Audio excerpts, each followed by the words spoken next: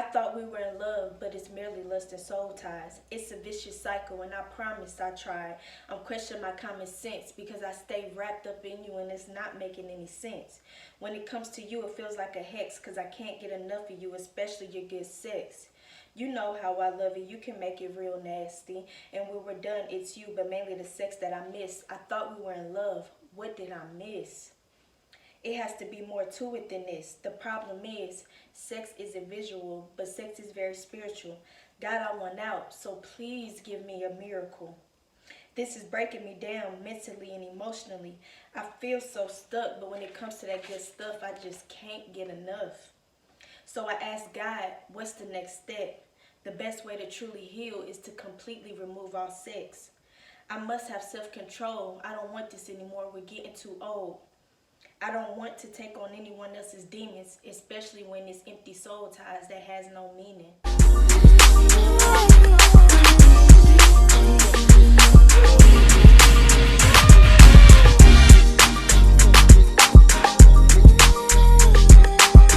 Okay, y'all, as y'all can see, we're back for another Woman Chat Wednesday. I know today ain't technically Wednesday, but I'm due for a Woman Chat Wednesday, so we had to go ahead and do a Woman Chat Wednesday, even though it's not Wednesday. But as y'all can see by the title and by the poem that I wrote, this is definitely about soul ties. And this is a very important video that I feel like a message that a lot of people should hear, which there has been some talk about it. But let's go ahead and get into this video. Okay, y'all, so have you ever been in a relationship and you wanted to get out so bad, and no matter how much you tried, you just could not get out of your relationship? No matter how much you tried, no matter what you did or did not do. Excuse me. Like I was saying, no matter how much you tried or did not do, you just could not get out of this relationship. So it's just like, at this point, you couldn't do nothing but cry and pray. That's all you could do, was just cry and pray. That's the only thing and the only way that you could get out of it. That was your only way out, was just to cry and pray. Well, to pray to God and bring God into it, that's spiritual. So did y'all ever think about it like that? Like, okay, sex is spiritual, of course, whether you knew it or not. But then the only way that you was able to get out of this relationship was to bring God into it and to pray, which is a spiritual thing. You want to know why? Because sex is very spiritual. Whether we know it or believe it or not, it really is very spiritual. This is why we must be very careful who we have sex with, because it's more than just sex. It's more than just, I'm not saying this isn't important, because this is very important too, to, of course, be careful who you have babies with. You don't want to catch any STDs, but it's about the spiritual aspect too of everything. I don't care even if it was just a one-night stand or even if it was a relationship. It still all matters, and it still all is very spiritual. When we have sex with someone, we take on their demons. We definitely do. And haven't y'all heard the saying, like, when you have sex with someone, you're having sex with the people that they had sex with before you or even during you? Haven't y'all heard that? Because at the end of the day, it's spiritual. That is why that saying even, came about. When it comes to sex, how about we stop finding out the hard way and actually take precaution? Just start doing things the right way, even if you already have kids or you don't. Even if you've already been down this path that I spoke of, it doesn't matter. You don't want to keep doing the same things. You don't want to keep going down that same path or keep having kids with the wrong people. Keep getting wrapped up in people and feeling stuck and staying stuck and feeling like you just can't get out because that demon has a hold on you. I remember when I was in a past relationship where I was with somebody, and no matter how much I tried to let this person go, get rid of them, and truly deep down in my body and in my soul, I did not want the relationship no more. It's like something physically, I couldn't see it, But it was like I could feel it. Something literally had a hold on me and like had a rope around me. So as much as I tried to go, it's like something just kept dragging me back, kept dragging me back in. And it's because it was spiritual, and I really believe it was a demon. And it's not always about the things that we can see. It's about the things we can't see. That's what a lot of people fail to realize and fail to even think about or look at. It's about the stuff that we cannot see. It's not all about or only about the stuff you can see. Just because it's something you can see, it doesn't mean that that's all it is or that's all that it's about, because it's not. It's way deeper than that. And what makes it deeper is the fact that it's about stuff we can't see. And I'm pretty sure y'all have been in relationships where you felt stuck. It's probably different reasons why you felt stuck, but I'm pretty sure you felt stuck. There's probably times that you felt hopeless or helpless and felt like that there was no way out or whatever, and not even necessarily just because of financial reasons or because of you were lacking support from family or whatever the case was. It could have just been a mental and emotional thing, because at the end of the day, all of that wraps up into spirituality. We have to be very, very careful who we decide to deal with, because once you get into that situation, it's a process. So guess what? It's going to be a process to get out of it. And when I say process, which means it's going to take time. And of course, once you're in it, of course, everything always feels all good and stuff at first, of course. But then when stuff starts to go sour and you want to get out, it's like you're screaming on the inside because you want to get out so fast, so quick. But at the end of the day, just like it took a process to get to that bad place, it's going to take a process to get out. And that's truly the hard part, when you want to get out so bad, or you're ready to hurry up and heal or move on or whatever. But it's a process. And then that's at the point in time when you have to be patient even when you don't want to. Okay, and so I'm going to tell y'all, like my mom has always told me, you can't expect God to bless what he has already cursed. You just can't do it. You cannot expect God to bless what he has already cursed. You don't want to find out the hard way why God says to save sex for marriage, okay? Which some of y'all probably already have, and if you haven't, you don't want to.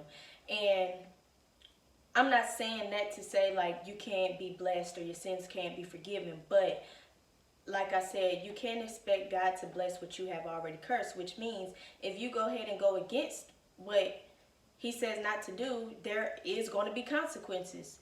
That's not to say that he's not going to help you through it or he can't bless you or whatever, but you're still going to have to deal with the consequences. There will be consequences, and those consequences, of course, are bad. So you can't expect God to bless what he already cursed, like I said. And another thing is, if you really want to heal, you really want to stop attracting the same type of females or the same type of guys, you really need to truly heal within you, okay? Because you may be attracted to a certain guy or female because what you grew up around. You're used to seeing how your dad treated your mom, or how your mom treated your dad, or what they accepted from other guys that wasn't even your mom or your dad, or what they did to other people. So now that's the type of person that you go after, or whatever the case may be. And in order to break the cycle in the family, or in order to break the cycle within yourself and to stop being attracted to these same type of people, you have to truly heal within, okay? And one way to truly heal is to really take time. Being single, okay, is all fine and dandy, but being single doesn't mean anything when you're single and then turn around and once you do start dating again, whether it's a year later or 5 years later or whatever. Okay, yeah, you were single for all that time, but then all of that time that you were single meant nothing, because once you started dating again, you started getting back with the same kind of people. Being single isn't just about doing what you want to do and having fun. It's more to it than that. Take that time to be single, to really work on yourself, to truly heal, so that when you do get back out there, you truly will find happiness. That this time it will be true happiness, because you won't accept the same type of things. You won't look at the same type of people or things as attractive, and you'll see the red flags right off the bat. You won't even want to look over the red flags that you used to didn't care about and didn't mind overlooking. So when you're single, really take the time to heal so that it won't be meaningless. You want it to have a meaning behind why you're single. It's more than just, oh, I can do what I want to do. Oh, I can have all the fun in the world now that I'm single. No, truly heal.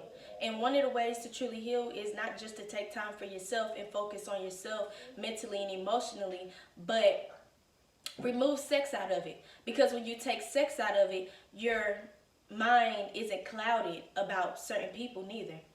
Your judgment is full and clear.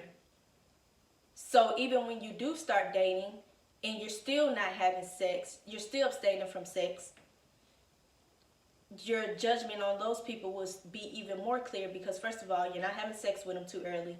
You're not you wasn't just single just to be single. You truly took the time to heal. So with all of that wrapped up in one, it all makes sense. It'll all be for the greater good, and you'll truly be happy. So it's up to you if you want to believe it or not, if you really want to take these steps and make these different changes and decisions and choices. It's up to you. But if you ever had any questions about certain things dealing with what I talked about, well, these are the reasons why. And it's up to you if you want to change it or not. If you do, you do. If you don't, you don't. But, you know, nothing is going to change.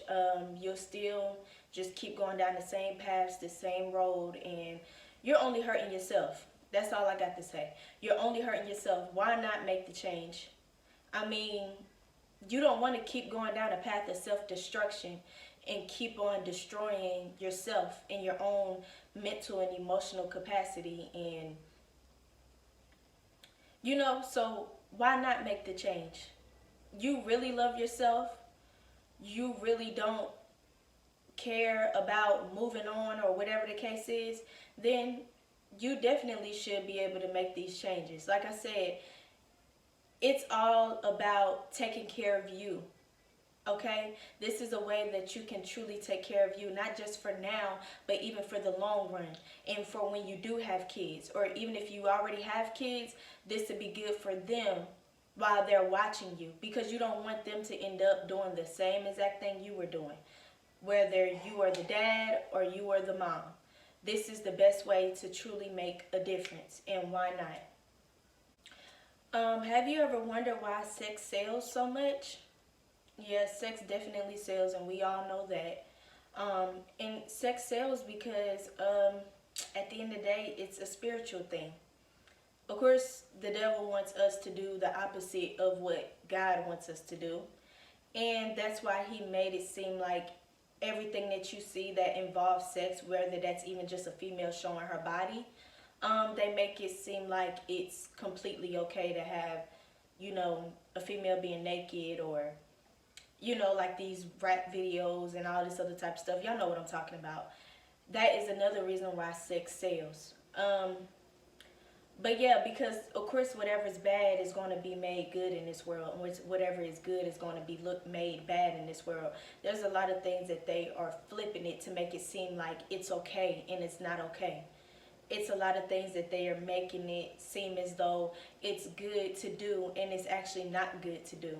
That's why it's also good to just study for yourself. So you don't have to take my word for it, but hopefully you do, and you do want to make these changes for yourself. Why not? I mean, why would you want to keep going down a path of self-destruction and just destroying yourself versus truly healing and trying to make a difference? I ain't saying it's going to be easy, because it's a process, but hopefully you do.